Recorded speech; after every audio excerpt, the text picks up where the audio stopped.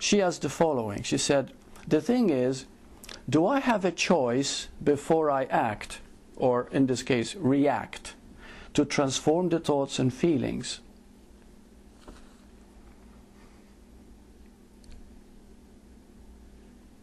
She doesn't need choice. Hmm?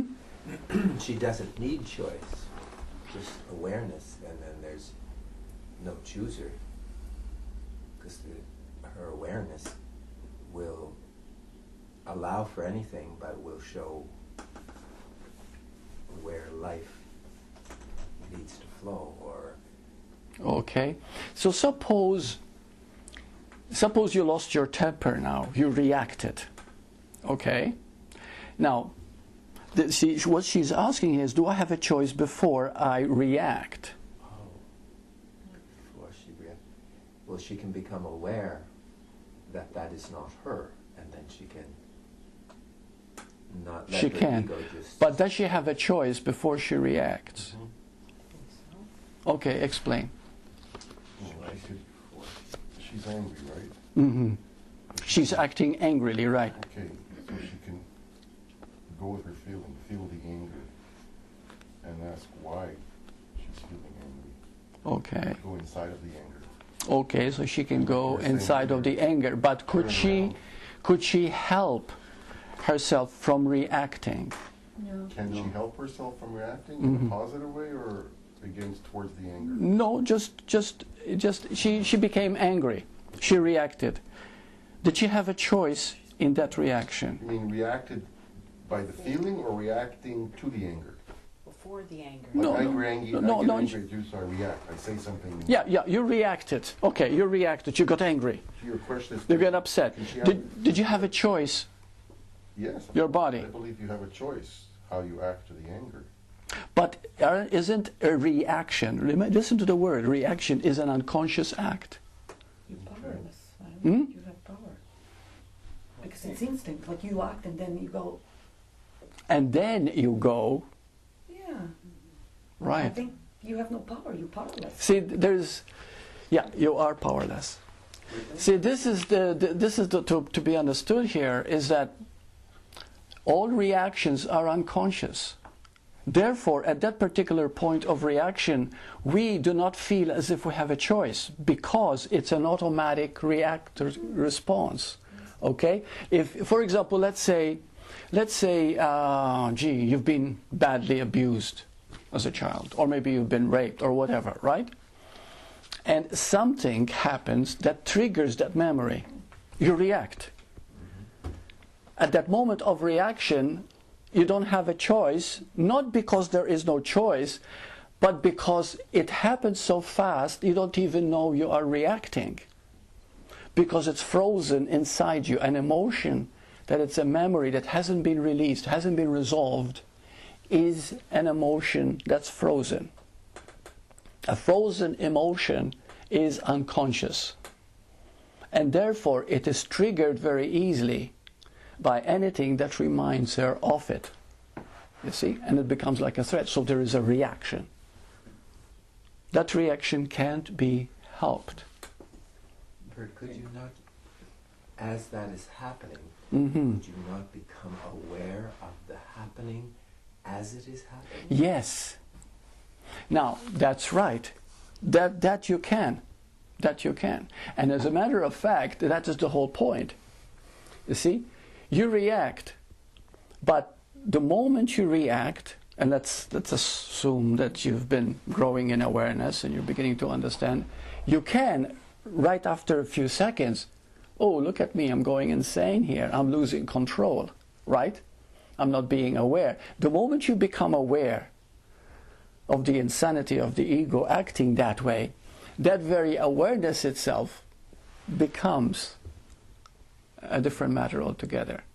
Looking at the question, it's like the question is, okay, here's this part of me, these feelings, these thoughts, these actions, I don't want. That's right. I don't want to hear them, can I shut them out? Mm-hmm. And of course in that, the question is, can I not listen to them? Mm-hmm. Which, of course, without listening, there's no love, there's no consciousness.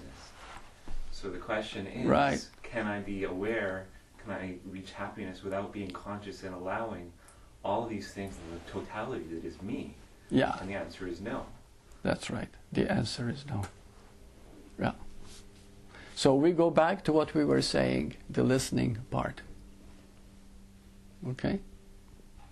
Now, when we start bringing awareness to the state that is within us, what has been happening, our frozen state. For example, how do you know that there is a frozen part in you that hasn't been resolved?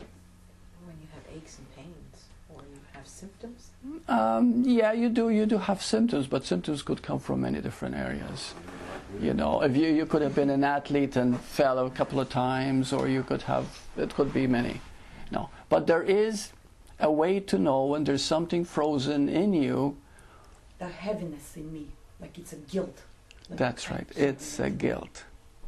Skills. Yes. It's a feeling that is always ready to attack, or to get offended, or to get hurt, defensive.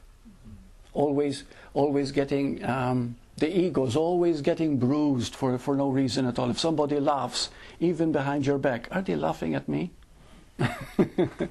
That's how you know that there's a frozen part inside you that hasn't been resolved.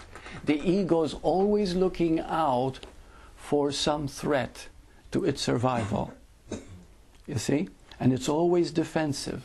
It's always wanting to be in control, and it's afraid of losing control.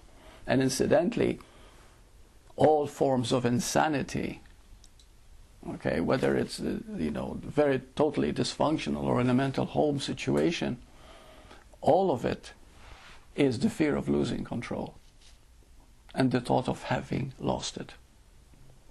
And then you go to pieces. That's when you find that life is not worth living.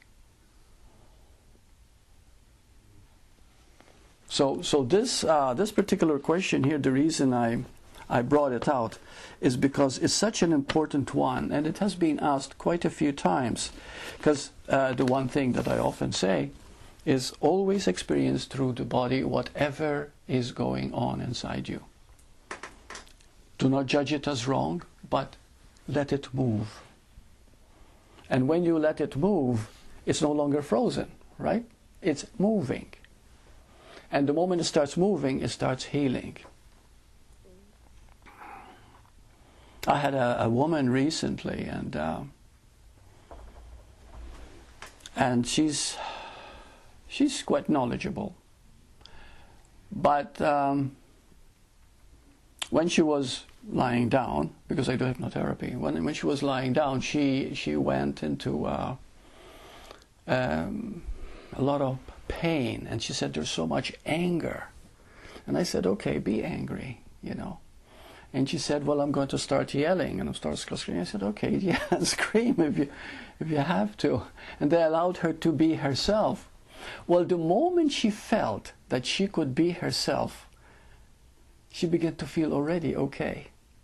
So you see, most of the pain that we suffer is because we find it's unacceptable. What if I lose my temper and people will hate me for it? People will judge me. What if this happens? What if I expose myself openly? My God. You see, so that's why we remain frozen. That's why the ego has a field day, because the ego loves it. It wants to be in control all the time.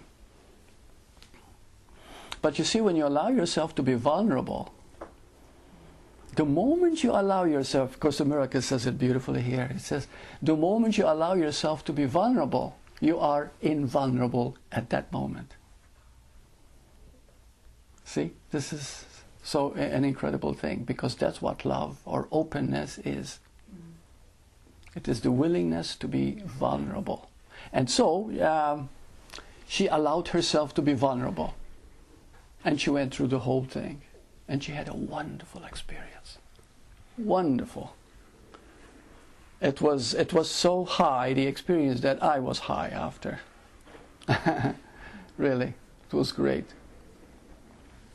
She's an older lady who's she's well versed with this, but she never had a breakthrough like this before, because she was allowed, and she allowed herself.